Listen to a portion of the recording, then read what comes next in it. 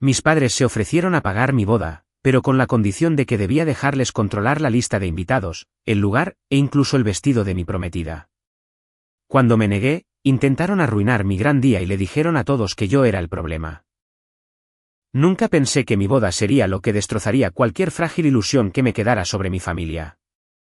Siempre supe que había una distancia y una línea invisible que no podía cruzar, por más que lo intentara. Pero cuando mis padres se ofrecieron a pagar por todo, $2,550,000 pesos, sin ningún compromiso, lo hicieron sonar como un regalo, un gesto de amor. Por primera vez en 29 años, sentí que tal vez, solo tal vez, finalmente era aceptado, que no me veían como la obligación, ni como el hijo problema, sino como alguien digno de celebrar. Esa ilusión no solo se agrietó, detonó en el momento en que leí el contrato que me deslizaron silenciosamente sobre la mesa una semana después. Soy Mateo. Tengo 29 años, vivo en Jalisco y soy ingeniero civil. Una de esas personas que en verdad sigue usando las matemáticas después de la universidad. Conocí a mi prometida, Sofía, hace 3 años a través de amigos en común. Es considerada, centrada y amable, de una manera que hace que la gente baje la guardia. El tipo de mujer que recuerda cómo pides tu café después de salir a tomar algo una sola vez. Nos casamos la próxima primavera y hemos estado planeándolo todo juntos, como un pequeño equipo. Últimamente, ha sido la única cosa en mi vida que se ha sentido segura, pura. Pero debería retroceder un poco y explicar dónde empezó todo esto, porque la boda no fue la primera vez que mis padres retorcieron el amor para usarlo como chantaje. Solo fue la primera vez que casi creí que no era una trampa. Al crecer, siempre me sentí como el repuesto en mi propia familia. Mi hermano mayor, Santiago, era el hijo de oro. Deportista en todo, cuadro de honor, encantador hasta la exageración. Yo era el callado. Me gustaba construir cosas, dibujar puentes y rascacielos en un cuaderno, mientras mis padres elogiaban el último premio de debate de Santiago o su trofeo de fútbol. Nunca fui rebelde. No me escapaba a escondidas ni causaba problemas. Pero aprendí desde muy pequeño que, en nuestra casa, la atención era la moneda de cambio, y yo no tenía la correcta. Mi mamá, Leticia, tiene una forma de sonreírte como si te estuviera haciendo un favor al reconocer tu presencia. Es una de esas matriarcas de zona residencial que se viste como si fuera a asistir a un desayuno benéfico, incluso cuando solo va al supermercado. Mi papá, Gerardo, es más callado, más reservado, pero igual de cómplice. Es el tipo de hombre que se queda en silencio mientras el daño emocional ocurre justo a su lado y luego actúa confundido cuando por fin dices que te lastimaron. Solía pensar que solo intentaba mantener la paz. Ahora creo que simplemente no quería tomar partido. Santiago no podía equivocarse y yo no podía hacer nada bien.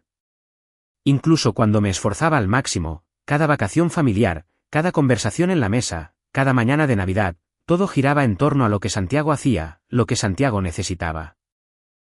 Cuando me aceptaron en el programa de ingeniería de la universidad con una beca parcial, la respuesta de mi mamá no fue, felicidades. Fue, bueno, gracias a Dios que Santiago no eligió esa universidad. Habrías estado a su sombra otra vez. Recuerdo haberme reído como si fuera una broma, aunque me dolió. Aún así, no crecí enojado. Crecí resignado. Me decía a mí mismo que no necesitaba su validación. Me decía que estaba bien, en su mayor parte, lo estuve. Hasta que nos comprometimos. Cuando le propuse matrimonio a Sofía el año pasado, lo mantuvimos simple, solo nosotros dos en un acantilado nublado de la costa. Sin anuncios explosivos en redes sociales, sin audiencia. Fue perfecto. Su familia estaba encantada. Su mamá lloró por teléfono y su papá se ofreció a ayudarnos a construir él mismo una pequeña plataforma para la ceremonia. Mis padres, bueno, dijeron felicidades e inmediatamente preguntaron cuándo sería la boda. No preguntaron si podían ayudar, ni si planeábamos algo pequeño o grande, solo, ¿para cuándo es la fecha? Fue como si la estuvieran acomodando mentalmente en su agenda como una cita con el dentista. Aún así, no dejé que me molestara. Estaba acostumbrado a la indiferencia. Pero luego, a los 2 meses de empezar a planear, invitamos a ambas familias a cenar en casa. Era la primera vez que nuestros padres estaban todos en la misma habitación, y yo quería que fuera una noche cálida y acogedora, algo que hiciera sentir a Sofía que estábamos uniendo a dos familias. Yo cociné. Sofía decoró el departamento con velas y luces. Y durante la primera hora, las cosas salieron bien. Su papá habló con mi papá sobre pesca. Su mamá y la mía congeniaron hablando de ideas para centros de mesa. Todo era muy civilizado. Y de la nada, Leticia se aclaró la garganta, levantó su copa de vino y dijo, bueno, Gerardo y yo hemos decidido que nos gustaría pagar la boda. Todo, sin límites. Ustedes merecen un día mágico. La habitación se quedó en silencio. Sofía parpadeó. Esperen, de verdad. Mi mamá asintió, sonriendo como si estuviera entregando un premio. ¿De verdad? Lo hemos hablado y queremos darles el tipo de boda que recordarán para siempre. Debí haber sabido que algo andaba mal en ese mismo instante, pero estaba atrapado en el momento, envuelto en esta extraña fantasía donde mis padres de repente eran generosos, considerados y amorosos. Les di las gracias. Incluso me puse sentimental, lo cual es raro en mí. Recuerdo haber pensado, así es como se sentía Santiago siempre, como si no tuviera que ganárselo. Como si el amor simplemente apareciera un día sin condiciones. Brindamos. Mi papá asintió en silencio estando de acuerdo. Y Santiago, que había llegado tarde, solo me dio una palmada en el hombro y dijo, ¡qué lujo! Ese comentario se me quedó grabado un rato, pero lo dejé pasar. Asumí que solo estaba siendo frívolo, como siempre. Aún no me daba cuenta de que él ya sabía algo que yo no. Durante las siguientes semanas, la verdad se sintió bien. Mi mamá empezó a llamar más, preguntando por lugares y floristas, y me dejé llevar por el hechizo. Incluso le dije a Sofía que sentía que mis padres por fin lo estaban intentando, que tal vez querían estar involucrados en algo importante para mí. Empezamos a visitar salones fuera de Guadalajara. Encontramos un lugar perfecto hacia la costa. Madera rústica, vista al mar, flores silvestres a lo largo del camino. Caro, pero no una exageración. Y dado que mis padres habían insistido en que lo cubrirían, seguimos adelante. Y luego, aproximadamente una semana después de dar el anticipo, el cual pagué de mis ahorros con la intención de que me lo reembolsaran, mi mamá nos preguntó si podíamos pasar por su casa a comer. Cuando llegamos, solo estaban ella y mi papá sentados en la mesa del patio con un sobremanila frente a ellos, como si fuera un trato de bienes raíces. Había vasos de limonada y quiche casero. Parecía bastante inocente. Solo tenemos un par de cosas que revisar, dijo Leticia, abriendo el sobre. Era un contrato. Al principio, pensé que era solo una lista, algo útil, una guía de planificación. Pero a medida que empecé a leer, se me revolvió el estómago. Tenía 6 páginas, escrito formalmente a máquina. Describía sus expectativas para el evento. Aprobación sobre la lista de invitados, poder de veto sobre la elección del lugar, el cual ya habíamos elegido. Cumplimiento del código de vestimenta. El vestido de Sofía debía ser aprobado por la madre del novio. Inclusión de Santiago como padrino de bodas. Plan de acomodo de mesas familiares que no incluía a los hermanos de Sofía. Incluso especificaba un orden para los discursos, con mi madre yendo primero. En la parte inferior, con una fuente legal pulcramente espaciada, decía, los abajo firmantes acuerdan que el incumplimiento de las estipulaciones anteriores puede resultar en la revocación del apoyo financiero en cualquier etapa previa a la ceremonia. Levanté la vista hacia ellos, con el corazón a 1000 por hora. ¿Qué es esto? Mi mamá sonrió. Solo una formalidad, cariño. Ya sabes, para que todos estemos en la misma sintonía. No es personal. Solo queremos asegurarnos de que la boda refleje los valores de nuestra familia. Me quedé mirándola como si acabara de hablar en otro idioma. No podía creer lo que tenía en las manos. Sofía ni siquiera lo había leído todavía. Estaba paralizada, con el ceño fruncido, parpadeando confundida. Dije, entonces, si no estamos de acuerdo con todo esto, ¿simplemente retirarán el dinero? Gerardo finalmente habló. Es mucho dinero, Mateo. Tenemos que ser cuidadosos. Las palabras resonaron. Tenemos que ser cuidadosos. Como si yo fuera un riesgo. Como si no hubiera sido cuidadoso toda mi vida, caminando de puntitas alrededor de sus expectativas, tratando de no pedir demasiado. No dije nada en ese momento. Creo que simplemente me levanté, tomé la mano de Sofía y dejé el quiche intacto en el plato. Condujimos a casa en silencio, con el sobre apoyado en mis piernas como si fuera radiactivo. Esa noche, Sofía por fin preguntó, ¿sabías que harían algo así? Quería decir que no. Quería decir que esto me sorprendía, pero en el fondo, creo que siempre lo supe. Solo que nunca pensé que lo pondrían por escrito. Y ese fue el momento en que me di cuenta de que esto no se trataba de generosidad. Nunca se trató de amor. Se trataba de propiedad, de control. No veían esta boda como una celebración de mi futuro. La veían como la oportunidad de finalmente escribir el guión del único evento de mi vida en el que yo podría ser el centro de atención, para poder secuestrarlo antes de que yo siquiera tuviera el reflector. Pero no iba a permitirlo. Y ahí fue cuando el verdadero plan comenzó a tomar forma. La semana después del desastre del contrato, no dije mucho. Sofía tampoco. Simplemente flotamos en este espacio extraño donde todo se sentía como un sueño del que no querías hablar, porque decirlo en voz alta lo empeoraría. Seguía pensando en la forma en que mi mamá había sonreído cuando me entregó ese sobre. Como si genuinamente creyera que era normal. Como si pensara que yo estaría agradecido por la oportunidad de entregarle mi boda como si fuera un proyecto escolar que ella tenía derecho a calificar. No lo firmamos. Esa parte es obvia. Pero tampoco los confrontamos. Todavía no. Necesitaba tiempo para procesarlo. Sofía estaba furiosa, de una manera silenciosa y temblorosa. No gritó ni despotricó, pero sí bajó todos los tableros de inspiración que había hecho para la boda y los guardó en una caja. Cuando le pregunté por qué, solo dijo, necesito saber sobre qué se nos permite soñar realmente antes de planear cualquier otra cosa. Eso dolió. Por un breve instante, casi cedí. El dinero era una red de seguridad. Sin él, tendríamos que reducirlo todo, tal vez incluso posponer la fecha. Pero luego pensé en la cláusula que le daba a mi mamá el derecho de aprobar el vestido de Sofía, en el plan de asientos que exiliaba a su hermano menor a alguna mesa en la esquina del fondo, en que Santiago fuera instalado como padrino como un trofeo de relleno.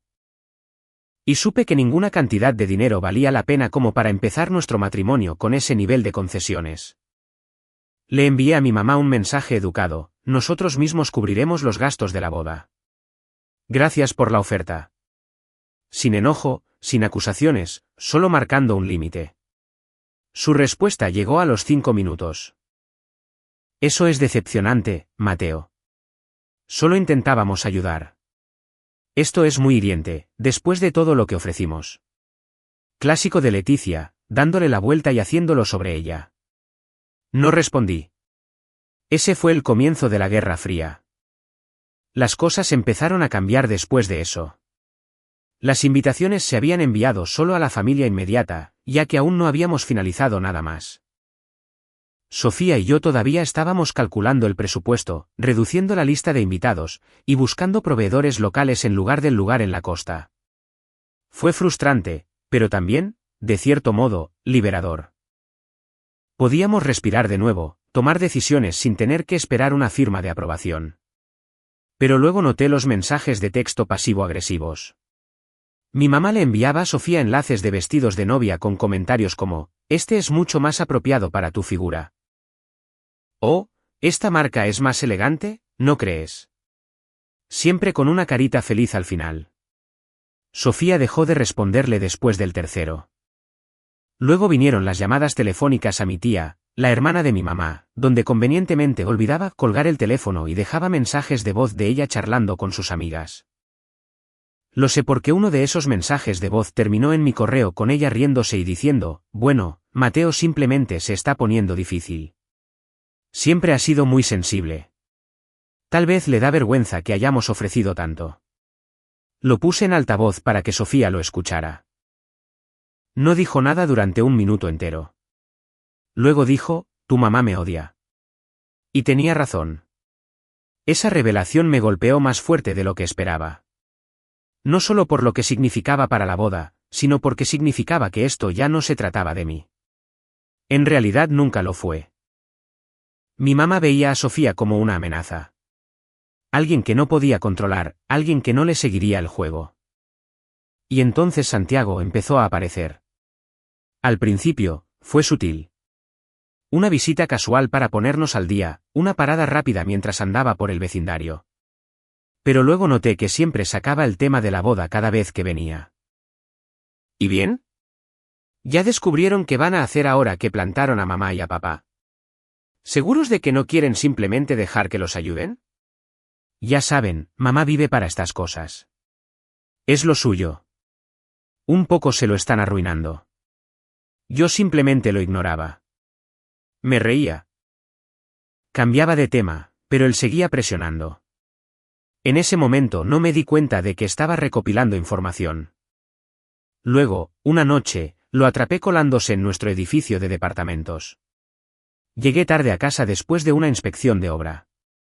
Mi turno se había alargado. Al estacionarme, vi a Santiago subiendo las escaleras con una botella de vino y 2 cajas de pizza. Supuse que tal vez estaba visitando a otro inquilino. Tenía un par de amigos que vivían cerca. Pero cuando llegué a mi puerta, se escuchaban risas desde adentro. Entré y ahí estaba él, sentado en nuestro sofá, con los pies arriba, una copa de vino en la mano y Sofía luciendo visiblemente incómoda, pero tratando de ser educada. Lo miré fijamente. ¿Qué haces aquí? Él sonrió de oreja a oreja. Relájate, hermano.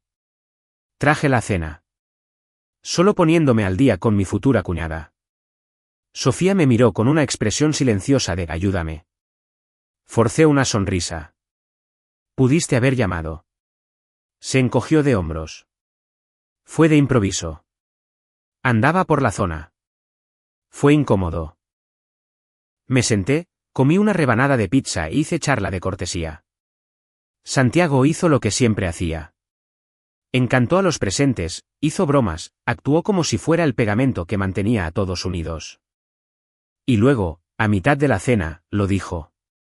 Por cierto, mamá mencionó que tal vez todavía pague la boda. Ya saben, si ustedes entran en razón. Creo que canceló el contrato. Sentí un vacío en el estómago. ¿Ella te dijo eso? Él sonrió con suficiencia. Bueno, no directamente, pero dijo que se arrepiente de cómo pasaron las cosas. Solo está esperando a que tú seas la persona madura. La persona madura. Me mordí la lengua tan fuerte esa noche que me supo a sangre. Después de que se fue, le pregunté a Sofía cuánto tiempo llevaba ahí antes de que yo llegara. Unos 20 minutos, me dijo. No hizo nada malo, pero no dejaba de hacer preguntas raras, como qué tipo de luna de miel estábamos planeando, si íbamos a firmar un acuerdo prenupcial y cosas así. Todo tuvo sentido. Entonces Santiago estaba reportándose, pasándole información a mi mamá, jugando al intermediario, actuando como si estuviera negociando la paz cuando en realidad estaba buscando nuestras debilidades. Lo bloqueé al día siguiente. Sin drama, simplemente ya era suficiente. Pero ese no fue el punto de quiebre. Eso ocurrió 2 semanas después. Estábamos finalizando los detalles del nuevo lugar, un pequeño viñedo a las afueras de la ciudad. Accesible, hermoso y perfecto para la ceremonia más íntima que habíamos llegado a amar.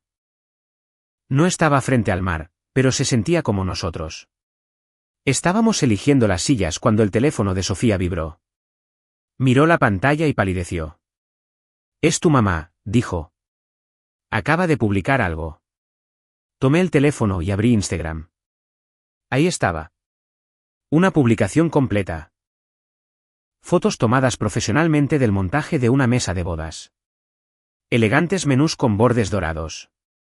Enormes centros de mesa florales con la leyenda, emocionada de empezar a planear el gran día de Mateo y Sofía. No puedo esperar para celebrar con todos nuestros seres queridos el mes que viene. Ni siquiera habíamos fijado una fecha definitiva todavía. Los comentarios no paraban de llegar. No puedo esperar. Muy feliz por ellos. Tu hijo es muy afortunado de tener una mamá como tú. Hermoso gusto, Leticia. Este es el lugar de verdad. Mi mamá había publicado fotos falsas de la boda y anunciado una fecha que no habíamos aprobado. La llamé. No contestó. Llamé de nuevo. Contestó al tercer tono. Hola, cariño. ¿Viste la publicación? Sí, dije, tratando de mantener la calma. ¿Qué es eso? Ella se rió. Solo un detallito para emocionar a la gente. No está escrito en piedra. Ni siquiera hemos elegido la fecha todavía. Bueno, pensé en ayudar a que las cosas avanzaran. Han estado arrastrando los pies y la gente no deja de preguntarme cuándo es la boda. Es vergonzoso no tener una respuesta. Me quedé sin palabras, y ella continuó. Además, ese es el lugar que yo habría elegido. Tan elegante. ¿No crees que encaja mejor con la imagen de nuestra familia? La imagen de nuestra familia. Sentí que algo se rompía en mi pecho. Esta no es tu boda, le dije. No vas a planear nada. Hubo una pausa. Luego dijo, Mateo, te estás poniendo muy difícil. Tal vez no estás listo para casarte si estás tan a la defensiva. Le colgué. No por enojo, sino como un punto final. Pero no había terminado. Esa misma noche, mi papá me envió un correo electrónico, un correo de verdad. Asunto, aclaración sobre las contribuciones familiares. Adentro había un PDF, de nuevo, con un formato profesional. Detallaba una nueva oferta. Todavía pagarían $700,000 pesos para la boda si usábamos el lugar que ellos habían elegido y permitíamos que mi madre fungiera como coordinadora del evento. Incluso tenía una cláusula que establecía que, en caso de divorcio, cualquier fondo regalado podría estar sujeto a reembolso dependiendo de quien tuviera la culpa. Leí esa parte 2 veces. Estaban planeando un reembolso en caso de divorcio. Eso fue todo. Ese fue el momento en que supe que esto no se trataba solo de control. Se trataba de legado, de imagen, de propiedad. Mis padres no querían ayudarme a empezar una vida. Querían comprar un asiento en primera fila para una actuación que ellos pudieran dirigir. Y si me salía de la raya, retirarían el financiamiento o, peor aún, me demandarían por daños y perjuicios. Imprimí el correo electrónico, lo guardé en una carpeta, la etiqueté como evidencia, y por primera vez en mi vida, dejé de intentar ser aceptado. Empecé a pensar en cómo recuperar todo lo que intentaron manipular, todo lo que intentaron poseer. Y me di cuenta de que la venganza no siempre se trata de devolver el golpe. A veces se trata de libertad. A veces se trata de por fin ser el que tiene el guión en las manos. Y fue entonces cuando hice la llamada, no a ellos, no a Santiago, sino a otra persona de la familia. Alguien que había estado esperando en silencio al margen. Alguien con sus propias cuentas por saldar. Por primera vez en mi vida, no respondí con una disculpa. No intenté suavizar las cosas. No fui con Santiago a rogarle que se mantuviera al margen. No perseguí a mis padres tratando de explicarles que todo esto no era para tanto. Simplemente me detuve. Fue como salir de una vez por todas de una habitación en la que ni siquiera me había dado cuenta de que estaba encerrado. Pero eso no significa que no doliera, porque dolió mucho más de lo que esperaba. Verás, cuando creces en una casa donde el amor es transaccional, aprendes a normalizarlo. No lo llamas control. Lo llamas expectativas. No lo llamas chantaje emocional. Lo llamas disciplina. Y cuando alguien te lastima, te dices a ti mismo que no fue su intención, que te aman a su manera. Pero ahora, mirando fijamente un contrato literal que amenazaba con pedir un reembolso si mi matrimonio no funcionaba bajo sus términos, ya no podía mentirme a mí mismo. No era amor. Era manejo de marca, y yo ya estaba harto de cargar con su logotipo. Pero saber eso no lo hizo más fácil. En todo caso, hizo que el silencio fuera peor. Durante semanas, no supe nada de nadie. Ni de mis padres, ni de Santiago, ni de los primos que solían enviarme mensajes de vez en cuando en días festivos o cumpleaños. Fue como si me hubieran borrado del chat grupal de la familia, literal y metafóricamente. El clavo final llegó cuando mi tía, la hermana de mi mamá, me llamó de la nada. Mateo, dijo después de un poco de charla trivial y vacilante. Solo quiero decirte que lo siento. Hice una pausa. ¿Por qué? Por no haber hablado antes. Leticia, ha sido difícil. Lo he visto por años. Solo que siempre me dije a mí misma que no era mi lugar. Hubo un momento de silencio. Luego dijo, ¿sabes que le han estado diciendo a la gente a sus espaldas que Sofía y tú se fugaron, verdad? ¿Que están escondiendo algo? Sentí un vacío en el estómago. Ni siquiera me he casado todavía. Ella suspiró. Lo sé, pero Leticia dijo que va a cortar lazos contigo porque estás siendo muy reservado, y que le estás faltando al respeto a la familia. Le di las gracias, conteniéndome a duras penas, y terminé la llamada. Esa noche, lloré en la regadera. No ese tipo de llanto de película en el que una sola lágrima rueda por una mejilla perfecta. No, fue desordenado, crudo. El tipo de llanto que hace que te tiemblen los hombros y que las piernas se te aflojen. Ni siquiera se lo dije a Sofía. No quería que se preocupara. No quería darles a mis padres la satisfacción de saber que habían roto algo dentro de mí. Pero en ese colapso, algo más empezó a crecer. Determinación. Después de eso, redujimos todo. Ya no habría un gran salón en un viñedo. Ni banquetes elegantes ni diseñadores florales. Descartamos la idea de una cena de 3 tiempos y decidimos rentar un food truck en su lugar. El tío de la mejor amiga de Sofía tenía uno. Fusión mexicana. Ridículamente bueno. Y cuando se enteró de nuestra situación, nos hizo un descuento enorme. Tomé turnos extra en la constructora. Sofía aceptó algunos trabajos independientes más de redacción. Fijamos una nueva fecha para la boda de manera discreta y privada, y poco a poco el peso empezó a desaparecer. No fue glamoroso. No fue perfecto para Instagram, pero era nuestro. Empecé a notar cosas que no había visto antes, como que Sofía ni una sola vez pidió nada lujoso. Como sonreía cada vez que resolvíamos un problema juntos. Como me abrazaba un poquito más fuerte después de cada contratiempo. Y algo de todo eso me hizo darme cuenta de que había pasado tanto tiempo tratando de ganarme la aprobación de mis padres, que había olvidado que ya tenía todo lo que necesitaba. Sofía no me amaba porque yo fuera alguien impresionante. Me amaba porque yo estaba ahí para ella, y por fin yo estaba aprendiendo a hacer lo mismo por mí. Luego vino la parte que uno no esperaba. El éxito. No el tipo de éxito llamativo. No el de las redes sociales, sino el real. El tipo de éxito que crece lenta y silenciosamente y echa raíces. Tan profundo que nadie puede arrancarlo. Empezó cuando mi jefe en el trabajo me llamó a su oficina después de una semana particularmente brutal. ¿Estás bien, Mateo? Parpadeé. Sí, ¿por qué? Has estado trabajando como si alguien te persiguiera. Me reí entre dientes. Tal vez así sea. Me dio una mirada larga. Bueno, sea lo que sea que esté pasando, sigue haciéndolo. Tus números son geniales. Tu último informe dejó al cliente impresionado. Tengo un proyecto principal. Te voy a ascender con un mejor sueldo y más responsabilidades. ¿Estás listo para eso? Dije que sí antes de que siquiera terminara la frase. Se sintió como respirar aire fresco por primera vez en meses. A partir de ahí, las cosas empezaron a cambiar. A Sofía también le empezó a ir mejor. Una de las publicaciones de su blog se volvió viral en un sitio para padres. Y, de repente, tenía ofertas regulares de 3 publicaciones diferentes. Empezó a sonreír más, a dormir mejor. Incluso su postura cambió a una más segura, como si finalmente la estuvieran viendo de la forma en que yo siempre la había visto.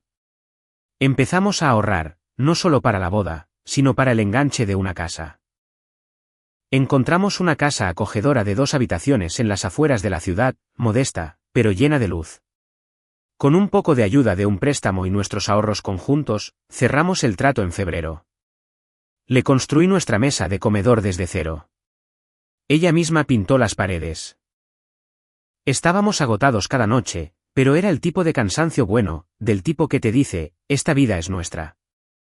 Y, sin embargo, seguí guardando esa carpeta, la del correo electrónico, el contrato, la publicación falsa de la boda, las capturas de pantalla, los mensajes de texto de Santiago. Todo. No porque quisiera venganza todavía, sino porque sabía que algún día volverían. Siempre lo hacían.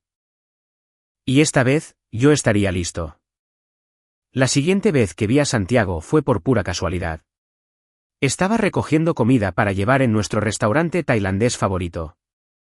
Entró mientras yo esperaba en el mostrador, me vio y sonrió de oreja a oreja como si no hubiera pasado nada. Vaya, vaya, dijo. Mira quién salió por fin de su escondite. No caí en la provocación. Solo vine por la cena. Se acercó un poco más. Así que se rumora que si van a seguir adelante con la boda.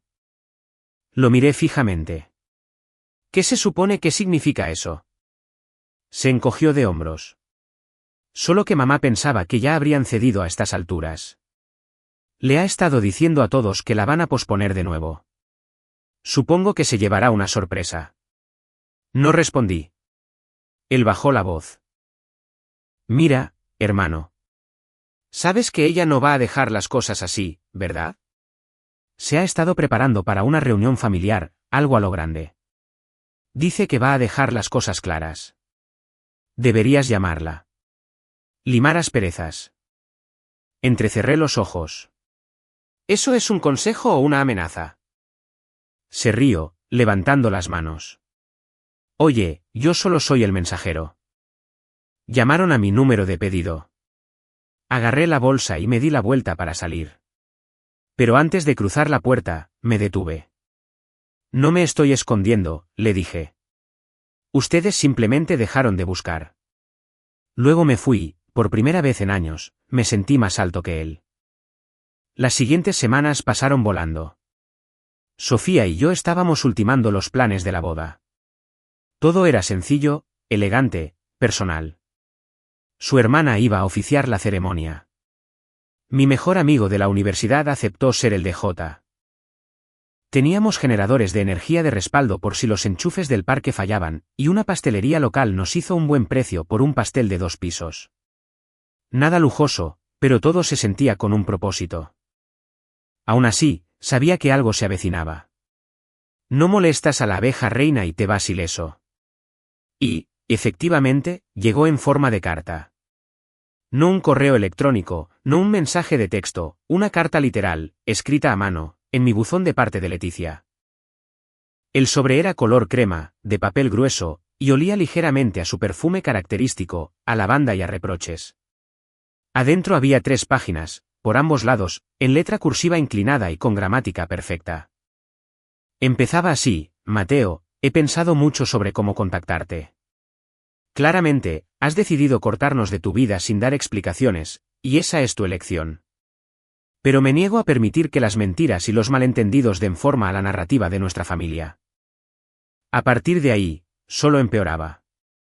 Acusaba a Sofía de manipularme, decía que nuestra boda sería un evento pequeño y triste que avergonzaría nuestro apellido.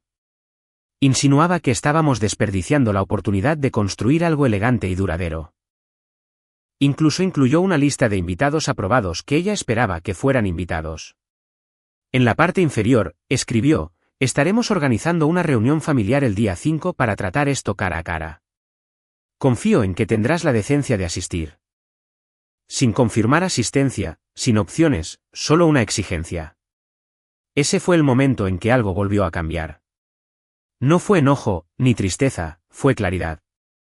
Porque esto ya no era una familia. Era una máquina de relaciones públicas. Y yo era solo un activo más que no podían controlar. Pero a diferencia de antes, ahora yo no estaba indefenso. Tenía documentación. Tenía la verdad. Ahora tenía mi propia plataforma. Gente que me conocía, me respetaba, me creía, y tenía algo que ellos nunca entenderían: paz. Paz real y bien ganada. Y eso era peligroso para ellos porque, para personas como Leticia y Santiago, la paz no es real a menos que ellos la orquesten. Así que no fui a su reunión familiar.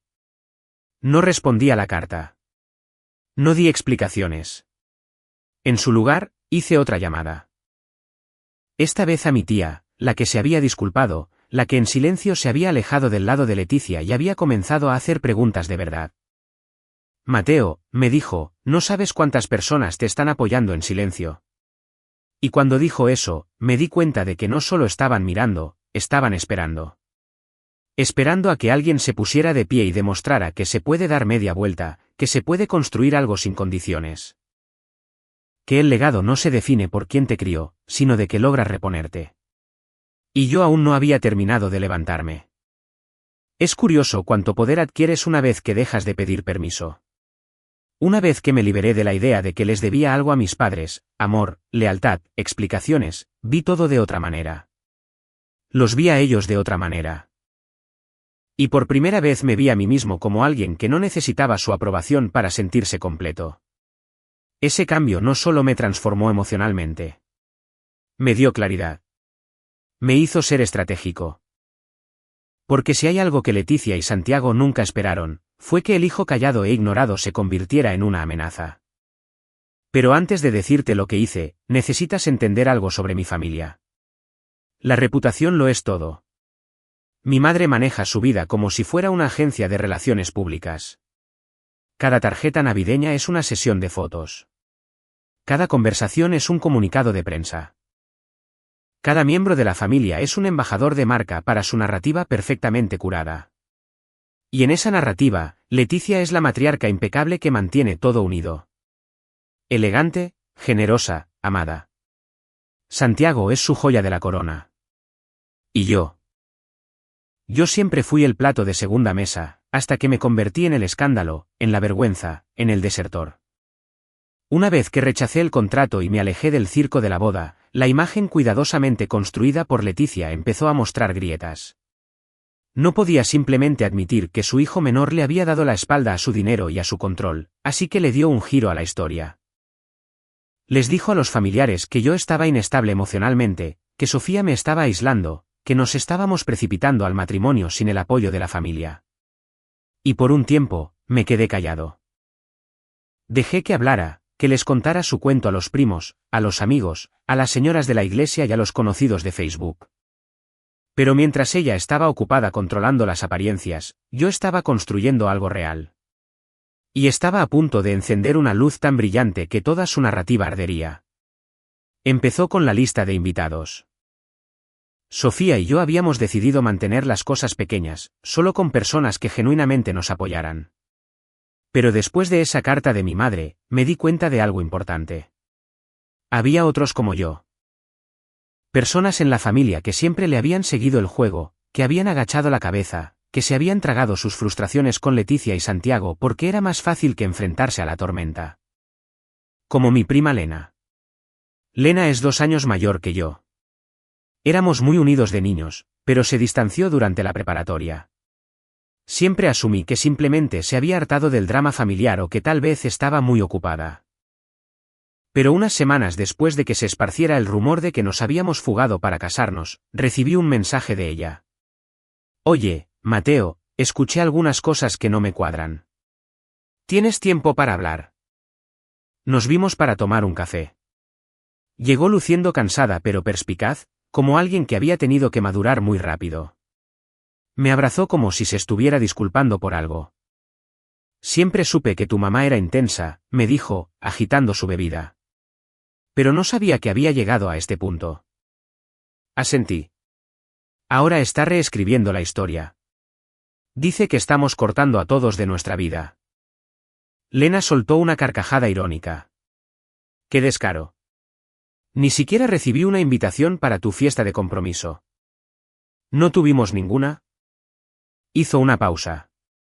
¿Es en serio? Le dijo a todos que ella la organizó. Esa fue la primera ficha de dominó en caer. Lena pasó a contarme cómo Leticia la había borrado silenciosamente de los eventos familiares hace años, después de que Lena se negara a asistir a una de las ceremonias de premiación de Santiago porque su hijo estaba enfermo. Me dijo, no estabas priorizando a la familia, relató Lena. Y luego dejé de recibir invitaciones. ¿Te suena familiar? Le conté todo sobre el contrato, la publicación de Instagram, la carta, la cláusula de reembolso. Para cuando terminé, ella estaba agarrando su taza de café como si pudiera hacerla añicos. Mateo, dijo en voz baja. Tengo algo que necesitas ver. Sacó su teléfono, deslizó la pantalla y me mostró una foto de hace 2 años. Era Santiago en una gala benéfica, sonriendo a la cámara con una mujer que en ese entonces no era su prometida. Lena hizo zoom. Estuvieron juntos durante 6 meses. Todos lo sabían, tu mamá amenazó con cortar lazos con cualquiera que dijera una palabra. Apreté la mandíbula. Recordé esa época. Santiago se había quedado muy callado, decía que se estaba enfocando en el trabajo. Leticia dijo que él estaba aclarando sus ideas.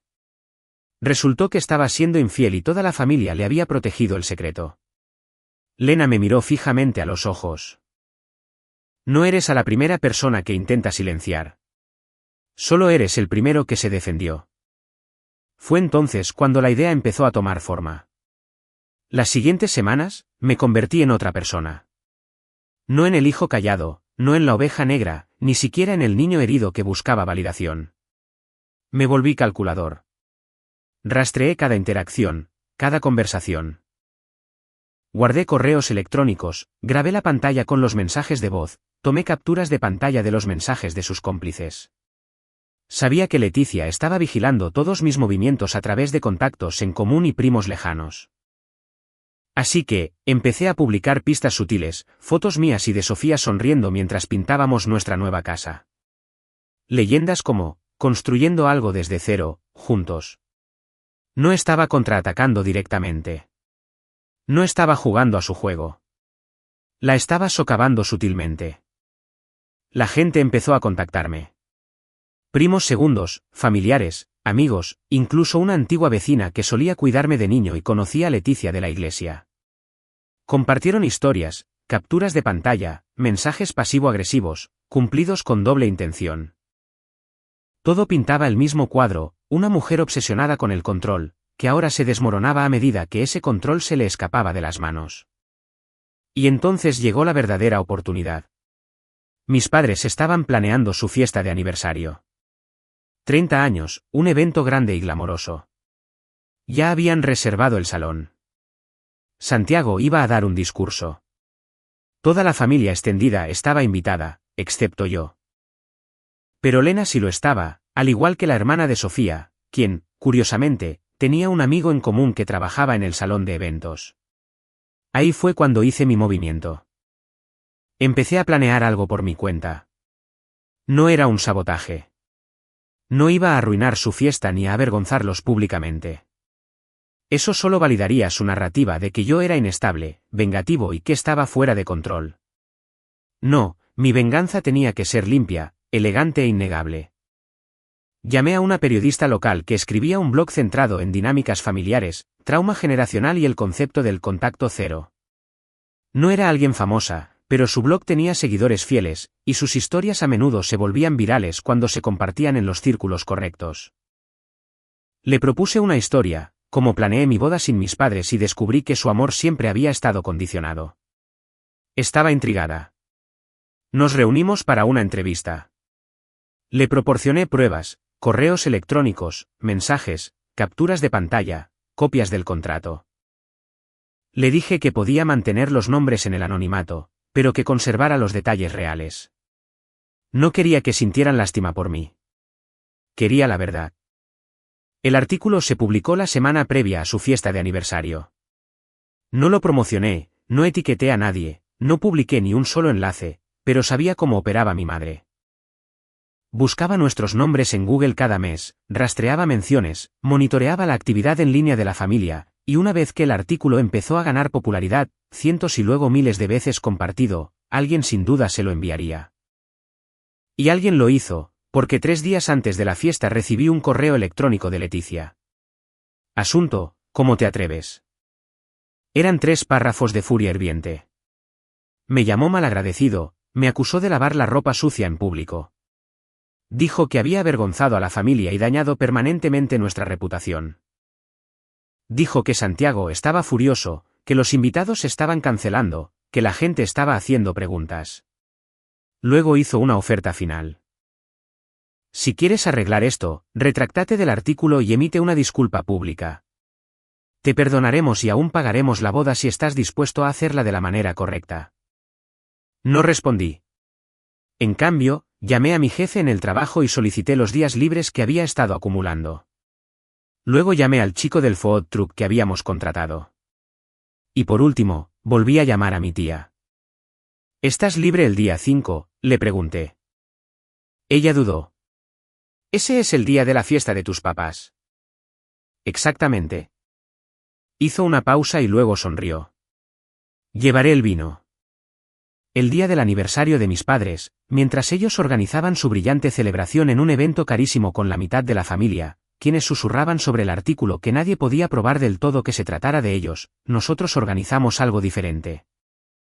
Un picnic en el patio de nuestra casa, con sillas plegables, una serie de focos y platos de distintos juegos. Invitamos a todos los que alguna vez se habían sentido como ciudadanos de segunda clase en la mesa de Leticia. A las personas a las que les habían quitado la invitación, a los que les habían hablado con condescendencia, a los que habían sido borrados de la historia. A Lena, a su hermano, a dos viejos amigos de la familia, e incluso a un primo que no le había hablado a nuestro lado de la familia en años debido a un incidente olvidado hace mucho tiempo del cual Leticia se había negado a dar explicaciones. Y celebramos no solo nuestra próxima boda, no solo nuestra libertad, sino a nosotros mismos y el comienzo de algo nuevo, una familia construida sobre la verdad. Y fue entonces cuando me di cuenta de que la verdadera venganza no estaba en destruir el reino de Leticia. Estaba en construir el mío propio, ladrillo a ladrillo, sin necesidad de ningún contrato. Lo que pasa con la venganza es que, si la haces bien, no parece venganza en lo absoluto. Se ve como paz. Se ve como una vida tranquila que construiste con tus propias manos. Se ve como sillas plegables en una cálida tarde de primavera, focos colgantes meciéndose con la brisa y el sonido de risas reales. No el tipo de risa ensayada que usa la gente para mantener las apariencias, sino el tipo de risa profunda y sin filtros que te deja doliendo las mejillas. Así es como se sintió nuestro picnic. Así se sentía la libertad. Y mientras Leticia y Gerardo posaban para las fotos en el salón de un hotel al otro lado de la ciudad, flanqueados por centros de mesa del tamaño de niños pequeños y las sonrisas forzadas de invitados que habían leído el artículo pero eran demasiado educados para preguntar. Yo estaba viendo al hijo de mi prima perseguir un frisbee descalzo por nuestro patio. Esa noche no fue solo simbólica. Fue un mensaje, un nuevo comienzo. Pero las consecuencias. Esa fue la parte que ni siquiera tuve que orquestar. Comenzaron a la mañana siguiente. Lena me llamó primero. La fiesta de tu mamá terminó temprano, dijo, con una sonrisa en la voz. Y no fue por la comida. Aparentemente, a la mitad del servicio de la cena, alguien sacó el tema del artículo en su mesa. No de una manera confrontativa, sino más bien por curiosidad. ¿Vieron esa historia que está circulando en Facebook? Suena muchísimo a la familia de Leticia, ¿verdad? Mi mamá se puso roja, mi papá palideció. Santiago intentó restarle importancia con una risa, pero luego alguien más lo mencionó, y luego alguien más. Y de repente, la gala perfectamente coreografiada de Leticia era un zumbido de murmullos, no sobre sus 30 años de amor con Gerardo, sino sobre el hijo anónimo que había expuesto el sabotaje de su boda por parte de sus padres y el contrato que venía de la mano con el amor de ellos. Los invitados se fueron temprano. El discurso que Santiago había planeado nunca se pronunció. El fotógrafo empacó sus cosas mientras Leticia trataba de adelantarse a los rumores, pero ya era demasiado tarde. La historia había salido a la luz, y aunque nadie se lo dijera en la cara, ella sabía que ellos sabían. El daño estaba hecho. Durante los días siguientes, empecé a recibir correos electrónicos. No de mis padres, ellos brillaban por su ausencia, sino de mis familiares. Algunos eran disculpas, otros eran admisiones sutiles, y otros eran simplemente historias.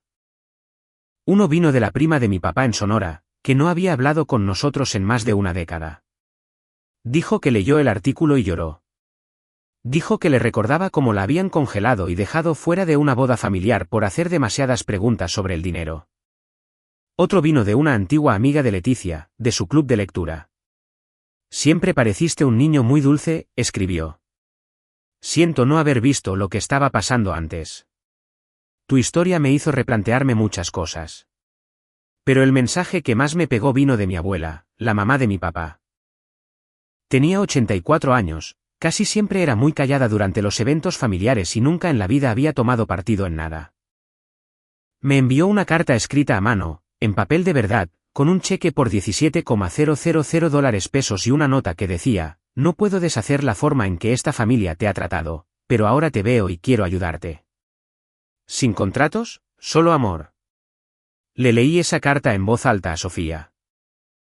Ella lloró, y al final yo también lo hice.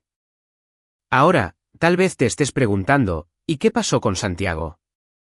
¿Qué pasó con él, hijo de oro? Bueno, esa parte fue casi decepcionante por lo poco dramática que resultó. Un mes después del desastre de la fiesta de aniversario, corrió el rumor de que su empresa, una agencia de marketing de tamaño mediano, había leído el artículo y atado cabos para dar con la conexión. Resulta que a algunos de sus clientes no les encantaba la imagen de estar asociados a un escándalo familiar que involucraba manipulación emocional y un contrato de bodas. Un cliente los abandonó, luego otro. Su jefe los suspendió temporalmente. Según Lena, Leticia intentó darle la vuelta y venderlo como si fuera parte de la cultura de la cancelación, pero la verdad era que Santiago se había mantenido a flote durante tanto tiempo gracias a su encanto y sus contactos, que en el momento en que esos contactos comenzaron a cuestionarlo, no tuvo ninguna sustancia de la cual agarrarse. La imagen se resquebrajó y no había nada debajo. No hablamos. No lo contacté, pero él sí lo intentó una vez. Un correo electrónico corto: mira, no era mi intención que llegara tan lejos. Solo intentaba ayudar a mamá. Pensé que estabas exagerando. Supongo que me equivoqué. Espero que estés bien.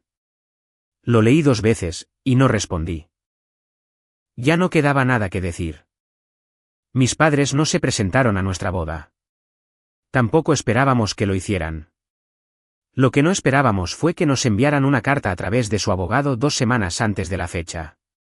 Una orden de cese y desista, acusándome de difamación y solicitando la eliminación del artículo del blog.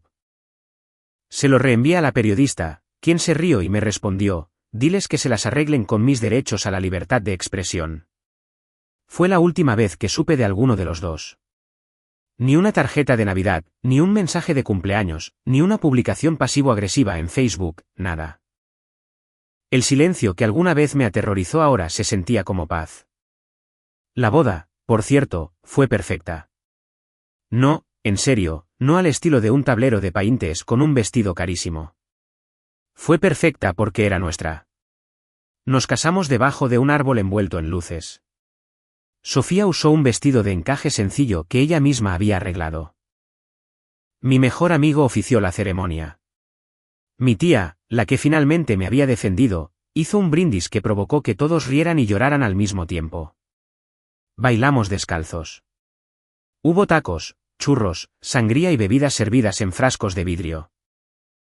Cuando llovió a la mitad de la noche, nadie salió corriendo. Sacamos los paraguas y seguimos bailando bajo las estrellas. Y en algún lugar entre la música, los discursos y los silenciosos apretones de mano de las personas que realmente nos amaban, me di cuenta de que no solo sobreviví a la traición de mi familia. Crecí gracias a ella. Habían intentado comprar mi lealtad. Intentaron cambiar dinero por control, y cuando dije que no, intentaron borrarme.